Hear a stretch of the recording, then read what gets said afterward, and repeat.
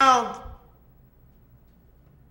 Because so many of our young children that must eat of that fruit are dying faster than they are being born. The problem is, this is the same tree that has lynched so many of our African brothers and sisters not too long ago. I'm not talking about the tree of life. I'm talking about a tree deeply rooted in the American dream. A tree that has witnessed 250 years of slavery, 100 years of legally enforced segregation, and decades of racial discrimination and prejudice in every facet of life.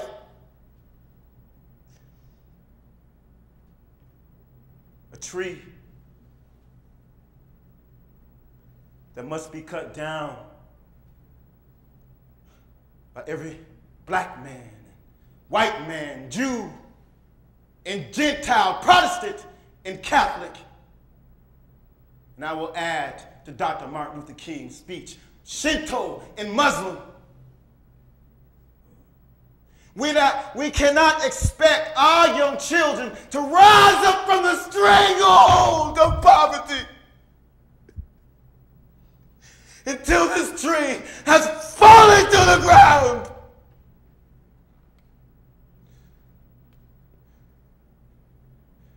And on that day, we as a people will be able to join hands and sing in new meaning the old Negro spiritual. Free at last. Free at last. Thank God Almighty, we are free at last.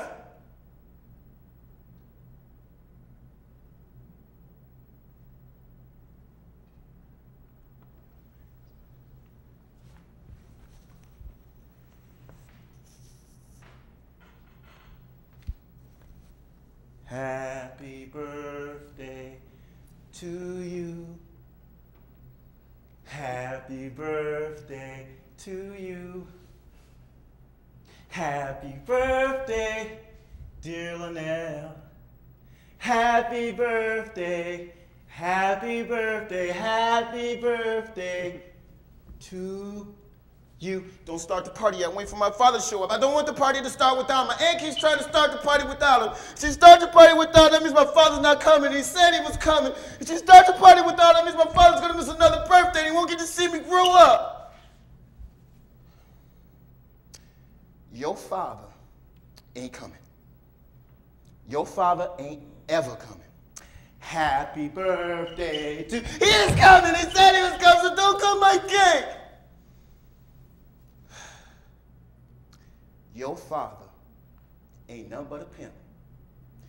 He ain't nothing but a ghetto nigga, and he will always be a nigga. And if you don't watch out, you're going to end up just like him. Happy birthday to... He ain't no nigga! He's my daddy!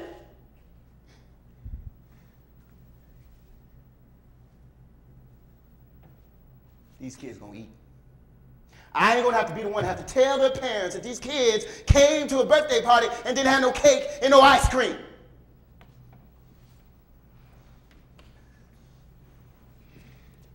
I don't care about these kids. They come in once a year and eat up my cake and my ice cream and bring me these stupid presents. Just because of my cousins, I'm supposed to like them? Well, I don't like them!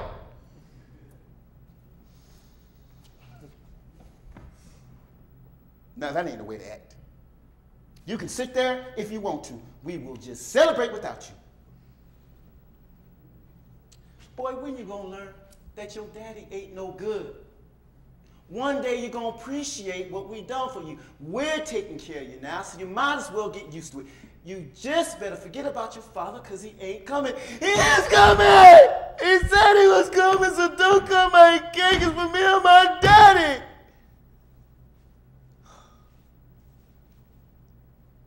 I don't know why you keep worrying yourself about your father. He ain't ever showed up for one of your birthdays. What makes you think he's gonna show up for this one? 'Cause he said he was.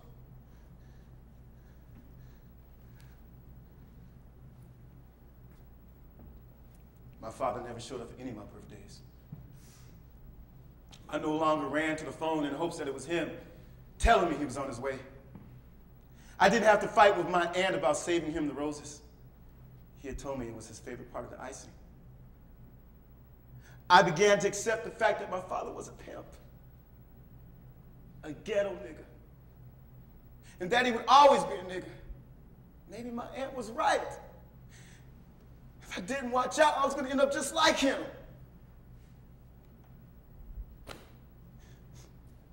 My aunt had won the battle. I just wanted my father to prove her wrong just once. I wanted my father to walk through that door.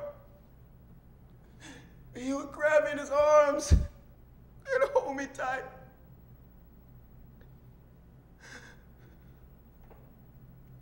And he would say, "Happy birthday, son."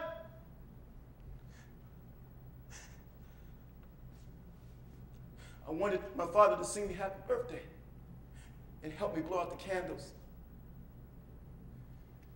I want my father by my side just once before I have to blow the candles out.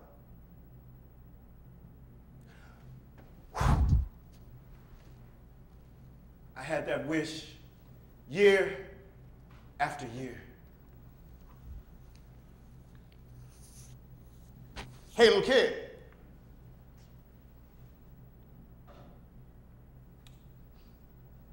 What?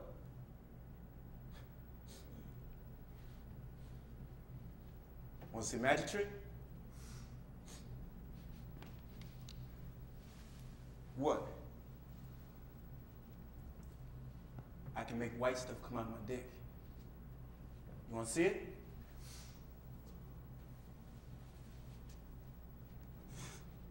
No.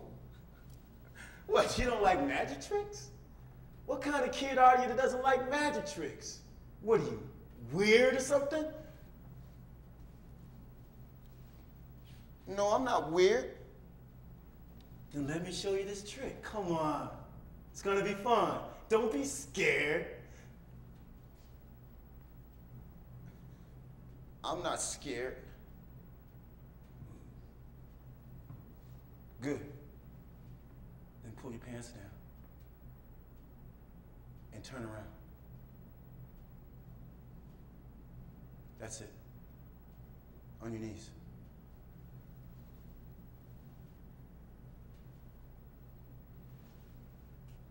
Lean over. And no matter how much it hurts, don't scream, or you're gonna mess up the trick.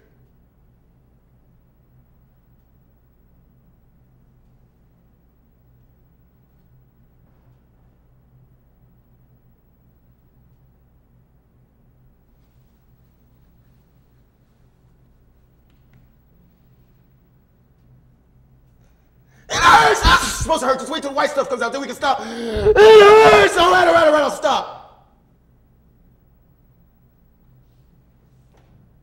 But you better not tell anyone. You better not tell anyone ever that I did this to you. Do you hear me?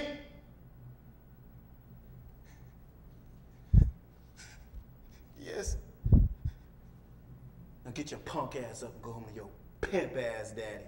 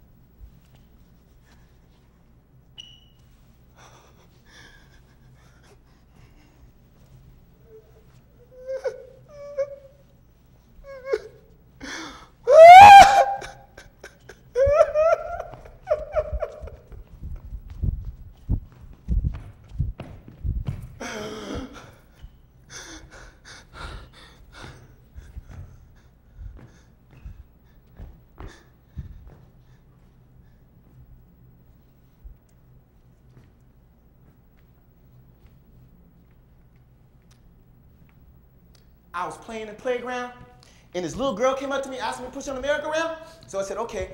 And I wanted her to have fun, so I wanted to push her really, really fast. You ready? You holding on? Here we go. Woo! And I stood back because I wanted to watch her have fun. But she started screaming and hollering. I made her go too fast, and I tried to stop it, but I had to wait for her to slow down. And Daddy, I just wanted her to have fun.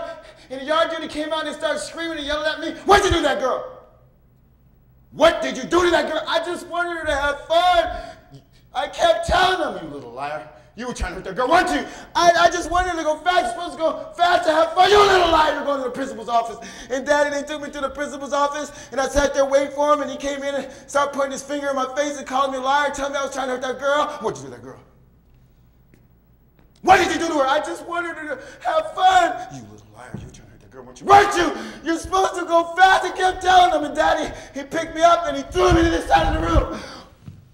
And Daddy picked me up again, and he threw me to the other side of the room. And Daddy, I can't wait for you to come through that door and save me. I wasn't going to cry for this man no matter what happened to me. I was going to be your little man. I knew eventually you would come for me. All I had to do was hold on just a little bit longer, and you would come storming through that door.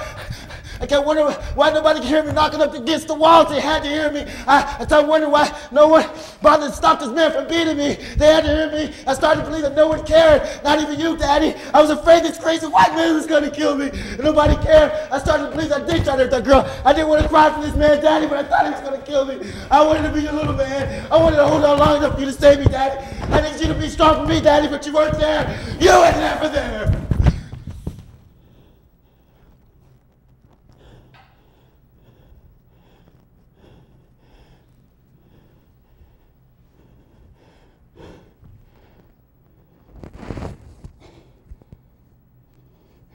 Wake up, Daddy.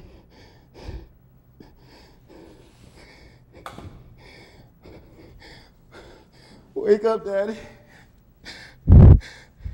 Something happened to me. Wake up, Daddy, and help me with my homework. Wake up, Daddy.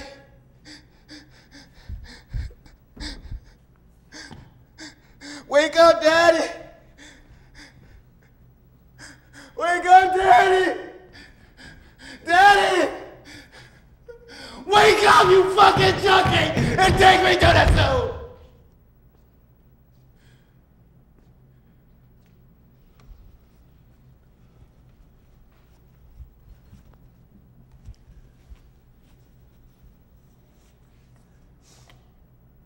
I just turned 15. And I was visiting my father on Christmas holiday. And my father woke up and he said, son, let's go for a ride. Let's go downtown. I got to take care of some business. I said, go downtown? Cool, I get to hang with my dad. Right on. So we jumped into the Corvette and we drove downtown. We got to where we were going. And my dad and I get out of the car. And my dad said, son, you wait right here. I'll be right back. I go, all right, Dad, I'll see you later. Have fun. And as I was standing on the corner, I looked around. And I noticed that the people in the neighborhood were acting kind of strange and weird. And I asked myself, what was my dad doing in a place like this? He had more class than that. He had more respect in himself than that. And what was he doing selling his own drugs? I mean, at one time, he would just lay on his back and have his women sell it for him. What I didn't know was that I was in the biggest heroin district in San Francisco. And all I wanted at that very moment was for my dad to come from wherever he was and take me away from this place. I wondered what was keeping my dad.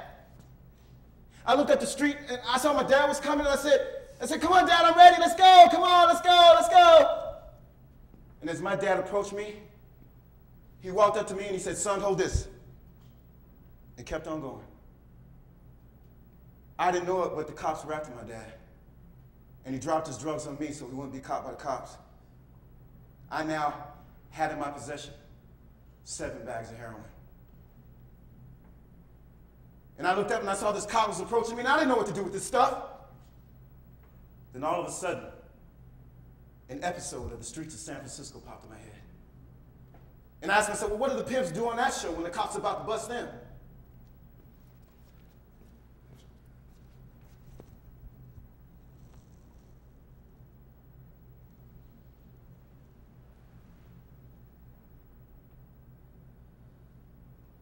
And that cop walked up to me and he said, "Son, what are you doing in this corner?" And I said, "Nothing." And he said, "What do you got in your mouth?"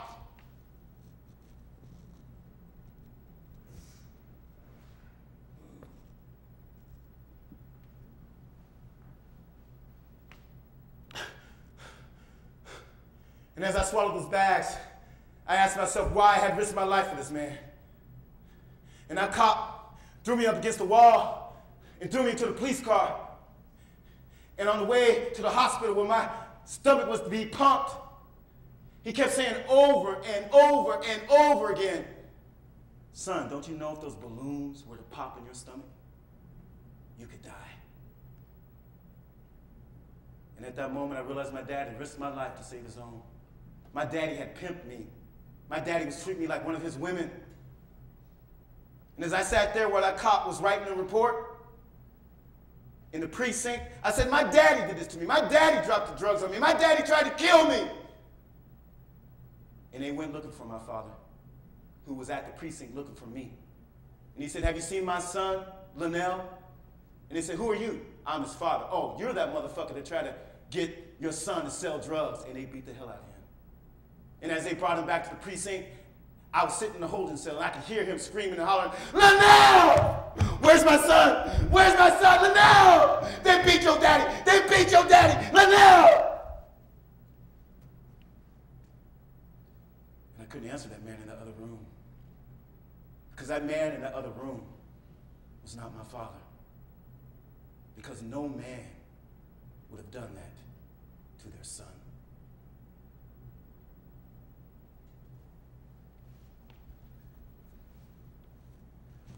I woke up that day and I realized that my need to be around my father was blinding me to his dangerous lifestyle. And I realized I had to make the biggest decision of my life.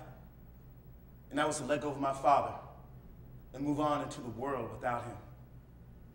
That was the saddest day of my life. On January 27th, 1991, my father was released from San Quentin prison. And as he stepped off the plane in San Diego on his way to St. Louis, where he was to be paroled in his tailor-made pinstripe suit, silk shirt, alligator shoes, processed hair, and dope-filled nose. And I asked myself, how could a man that had been in jail for so long still be using? And he looked at me, and I could see the shame on his face, the shame of seeing his son now a man. We looked at each other like two strangers with little to say. His plane was delayed, so we only had 5 minutes together. It was time to go, so we said our goodbyes. We hugged like we hadn't hugged in a long time.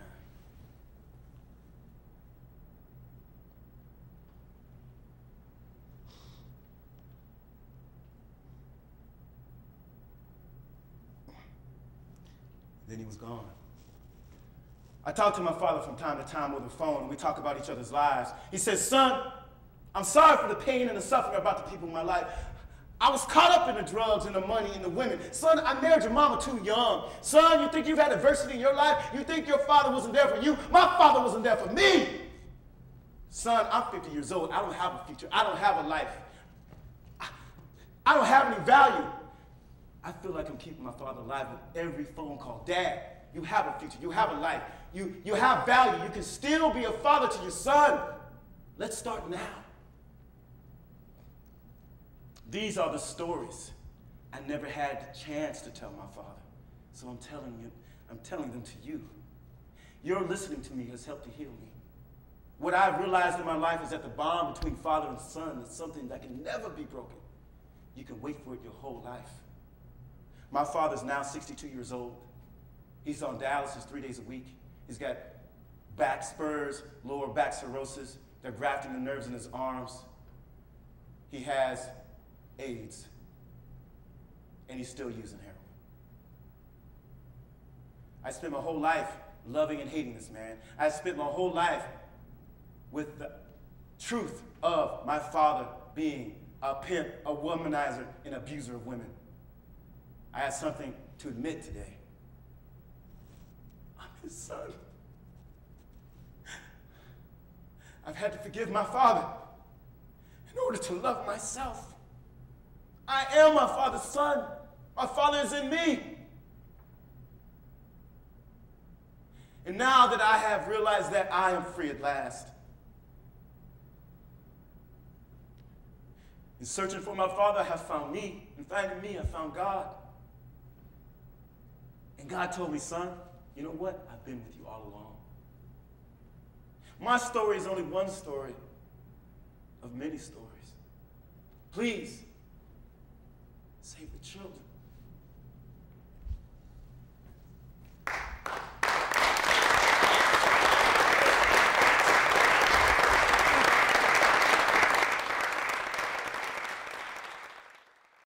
I love all my kids, always have. I regret that I couldn't been a father to raise all of them the way that I had wanted to. But, I was mentally challenged that way because I had my values and priorities mixed up. In my heart, I put them first, but not, when it came to, my life, they weren't first. But every chance I had to be with them, you can bet that I tried to be with them. But my second son, my number 2 son, I regret that what happened when he was a teenager happened. But my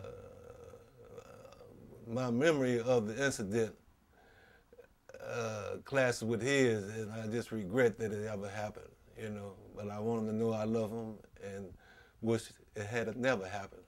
And my number 1 son, I wish it had never happened, and I want him to know that also, because he growed up, with anger at me because of that, because he felt that I put his baby brother in harm's way, which I've really, with God as my witness, don't remember doing that. That's why I had to say that. Thank you. I love you, son.